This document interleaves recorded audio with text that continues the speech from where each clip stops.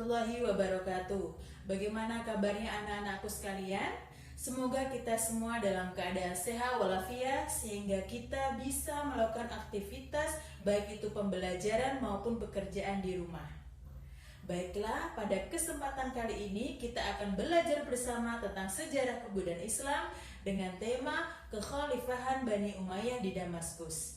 Jadi, tolong diperhatikan dan dengarkan dengan seksama penjelasan dari Bu Sari agar kedepannya kita dapat memahami materi ini.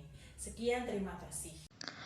Baiklah anak-anak, sebelum kita memulai pelajaran pada pagi hari ini, marilah kita membaca basmalah bersama-sama. Bismillahirrahmanirrahim. Oke, kita lanjut ke materi ya. Kekhalifahan Bani Umayyah merupakan kekhalifahan Islam pertama setelah masa Khulafaur Rasyidin, di mana pemerintahan ini terjadi pada tahun 661 Masehi sampai dengan 750 Masehi, dengan Damaskus sebagai pusat pemerintahannya.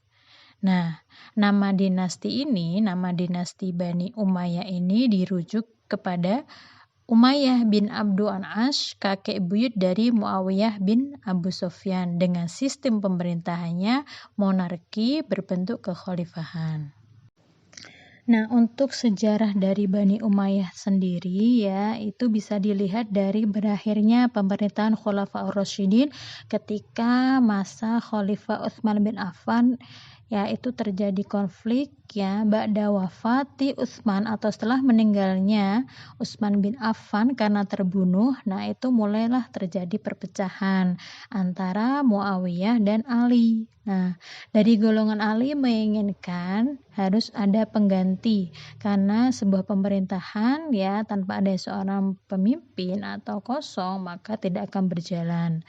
Nah, tapi dari golongan Muawiyah, orang-orang pendukung Muawiyah itu menghendaki agar dicari terlebih dahulu siapa pembunuh dari Utsman tersebut. Nah, karena perbedaan tersebut ya, akhirnya terjadilah pertikaian atau perang Siffin ya, perang terjadi antara Muawiyah dengan Ali ya.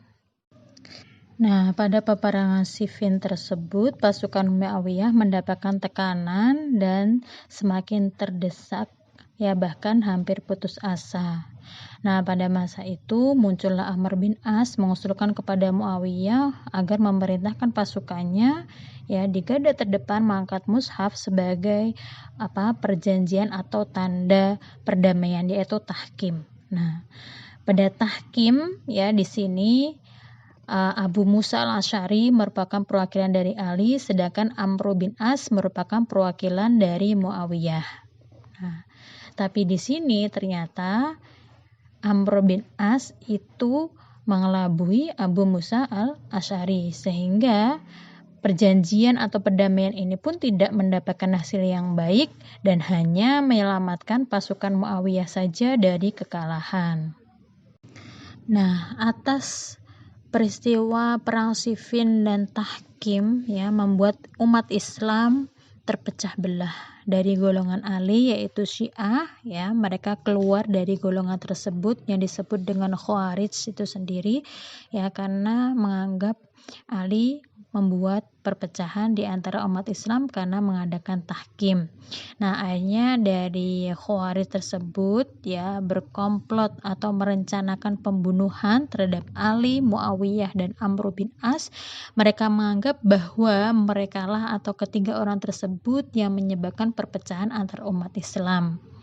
Nah, pada tahun 40 Hijriah ya, mereka merencanakan membunuh ketiganya ya. Muawiyah akhirnya gagal dibunuh karena ketatnya pengawalan terhadapnya. Begitu pula juga dengan Amr bin As. Ya, adapun Khalifah Ali itu tewas terbunuh di Kufah ketika hendak melaksanakan sholat.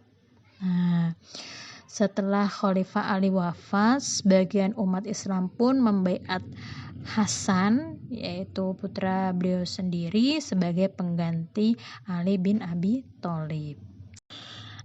Nah, pada pandangan Hasan, ya, itu tidak sama seperti pandangan ayahnya, karena ia hidup di zaman atau generasi yang baru, sehingga melihat bahwasanya Muawiyah lah yang pantas untuk menggantikan sebagai kekhalifahan.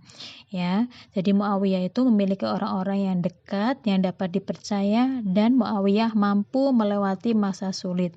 Sehingga dalam diri Hasan, yaitu melihat atau percaya terhadap Muawiyah dan akhirnya menyerahkan pemerintahan langsung kepada Muawiyah, dan di samping itu untuk menghindari perang dengannya.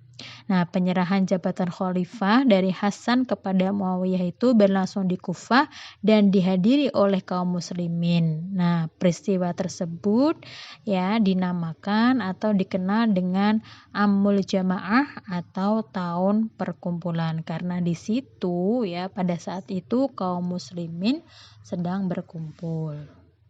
Kemudian untuk khalifah yang pernah memimpin pada masa kekhalifahan Bani Umayyah adalah yang pertama Muawiyah bin Abu Sufyan atau disebut dengan Muawiyah I. Yang kedua adalah Yazid bin Muawiyah. Yang ketiga adalah Muawiyah bin Yazid atau Muawiyah II. Kemudian Marwan bin Hakam atau Marwan I. Kemudian Abdul Malik bin Marwan, Al-Walid bin Abdul Malik, Sulaiman bin Malik, Umar bin Abdul Aziz, Yazid bin Abdul Malik, Hisham bin Abdul Malik, Walid bin Yazid, Yazid bin Walid, Ibrahim bin Walid, dan Marwan bin Muhammad. Tidak semua khalifah cakap dan sukses menjadi seorang pemimpin. Di antara khalifah yang dianggap sukses dan terkenal dengan prestasinya yaitu Muawiyah bin Abi Sufyan, Khalifah Abdul Malik bin Marwan, Khalifah Walid bin Abdul Malik, Khalifah Umar bin Abdul Aziz, serta Khalifah Hisham bin Abdul Malik. Kemudian kemunduran Daulah Bani Umayyah di Damaskus, yaitu ada beberapa faktor, salah satunya yaitu ketidakpuasan pemeluk Islam non-Arab atau sering disebut dengan Mawali. Nah, kaum Mawali pada masa Daulah ini merasa dimarginalkan atau dengan tidak mendapatkan hak yang sama dengan hal tunjangan dengan pemeluk Islam Arab. Kemudian yang kedua adalah sistem pemilihan khalifah melalui garis keturunan monarki atau secara turun-temurun keluarga. Yang ketiga adalah terjadinya persaingan antara kelompok suku Arab Munariyah dan Himyariyah. Yang keempat adalah konflik-konflik dari beberapa golongan yang melatar belakangi terbentuknya Daulah Umayyah. Yang kelima adalah menguatnya kekuasaan Abbasiyah dari keturunan Bani Hashim.